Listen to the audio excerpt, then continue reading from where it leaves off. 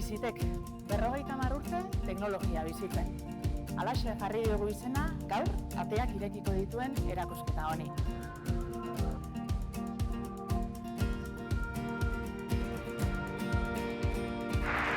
Eskertza konkretu.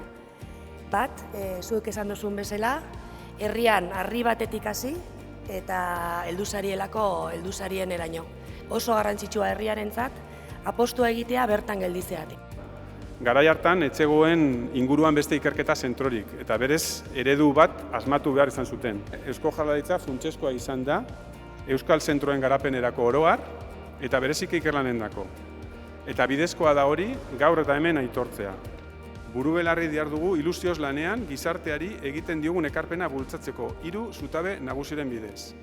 Enpresei teknologia transferitu, talenturik onena erakarri eta garatu, eta oinarri teknologikoa duten enpresa berriak sortzea. Zorionak kate luze honetan hasieratik 50 urte teknologia bizi eta biziarazi dozuen guztioi. Ikerlar y su contribución a la industria nos mostráis nuevamente el camino. Tecnología con actitud.